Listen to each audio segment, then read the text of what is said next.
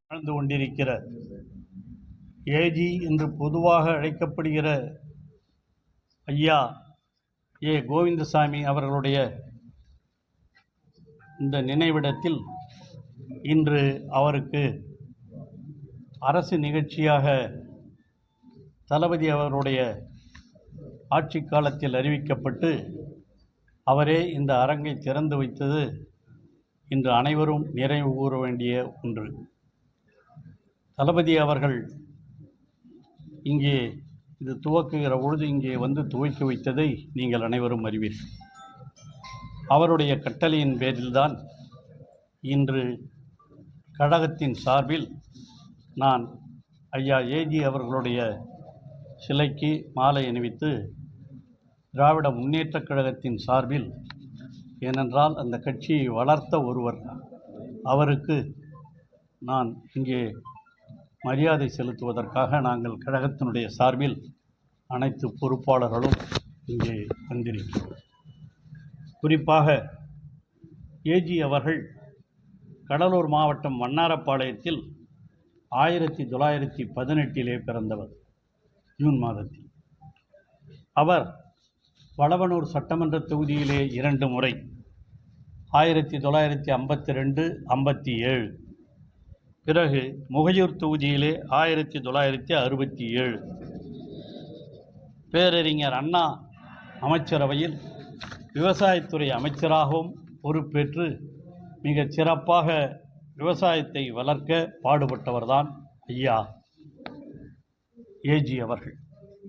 மே 18, 1969 அவர் மறைந்து விட்டார்.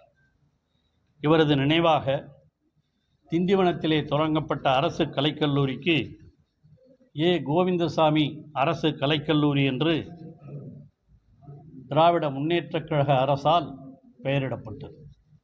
அது மட்டுமல்ல, இவரது பிறந்த நாளை ஜூன் 15 அரசு விழாவாக கொண்டாட நான் முன்பே சொன்னதைப் போல மாண்புமிகு தளபதி அவர்கள் சென்ற ஆண்டு ஆணை பிறப்பித்து தற்போது தமிழ்நாடு அரசின் சார்பிலும் அவருக்கு மரியாதை செலுத்தப்படுகிறது. ஏஜி அவர்களின் நினைவாக இந்த மணிமண்டபம் அமைத்து நான் முன்பே சொன்னதைப் போல தளபதி அவர்களே இங்கே வருகை புரிந்து இங்கே ஒரு பேரணியை நடத்தி இதை திறந்து வைத்தவர் என்பதை யாரும் மறுக்க முடியாது. அவருடைய 108வது பிறந்த நாளில் இன்று இங்கே அவருடைய நினைவிடத்தில் அவருக்கு மரியாதை செலுத்துவதிலே நாங்கள் குறிப்பாக விழுப்புரம் தெற்கு மாவட்டத்தைச் சார்ந்த கழகத் தோழர்களும் விழுப்புரம் நகரத்தைச் சார்ந்த கழகத் தோழர்களும் இங்கே வருகை புரிந்து அவருக்கு மரியாதை செலுத்தி இருக்கிறோம்.